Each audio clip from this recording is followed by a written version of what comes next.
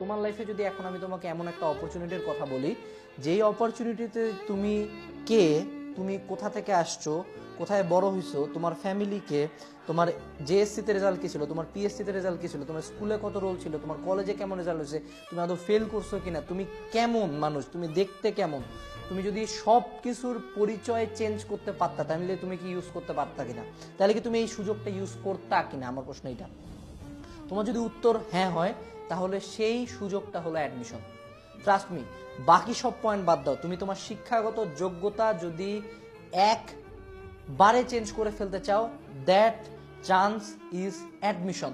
তুমি যদি ভালো একটা ভার্সিটিতে চান্স পাইতে চাও, ভালো একটা ভার্সিটিতে চান্স পাও, হোক বুয়েট, হোক মেডিকেল, হোক ঢাবি, হোক রাবি, হোক জাবি, হোক প্রাইভেট, তোমার যেইটাই টার্গেট হোক না কেন, তোমার যেইটাই টার্গেট হোক না কেন না, তুমি যদি তোমার কাঙ্ক্ষিত ভার্সিটিতে চান্স পাও, from that day till the next 4 years, যেদিন পর্যন্ত তুমি ওই ভার্সিটির সার্টিফিকেট নিয়ে ভার্সিটির গেট দিয়ে বের না হইলা, সেই দিন পর্যন্ত তোমার পরিচয় তোমার ভার্সিটি। এর সত্য কথা, এটা তুমি ডিনাই করতে পারবে না।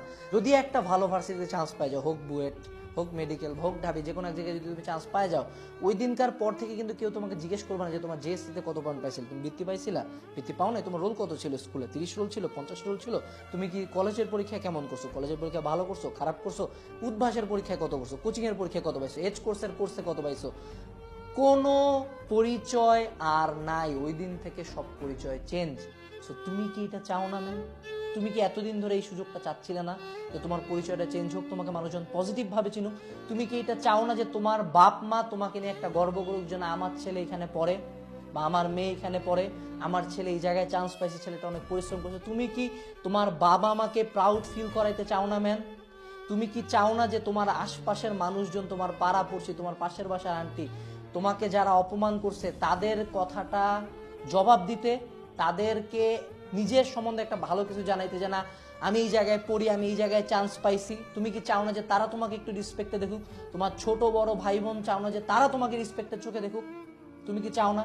তুমি কি চাও না যে তোমার ফ্রেন্ড সার্কেলে তুমি একটা ভালো পজিশন হোল্ড করো? তুমি কি চাও না যে তোমার বন্ধুরা, তোমরা সবাই মিলে একটা ভালো জায়গায় পড়ো?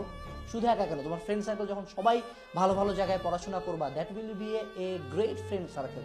তুমি কি সেটা চাও না? আমার মনে হয় তুমি সবকিছুই চাও।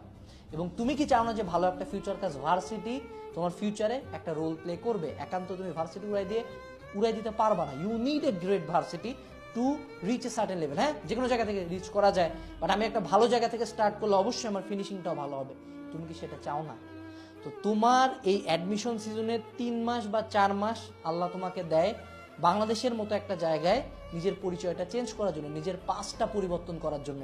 এই সুযোগ লাইফে হাতে গোনা কয়েকবার আসে, এবং সবচেয়ে বড় সুযোগ হলো এইটা। এই পরিচয়টা তোমাকে লাইফে সারা জীবন বহন করতে হবে। So use this time. 3 থেকে 4 মাস নয়, just only 3 months to 4 months, just 120 দিন বা 90 দিন, জাস্ট 90 দিন তুমি যদি পড়াশোনা করো, তুমি যদি পরিশ্রম করো, তুমি যদি সর্বোচ্চ এফোর্টটা নিজে দাও, তুমি এত কিছু চেঞ্জ করতে পারতেছো। What stopping you?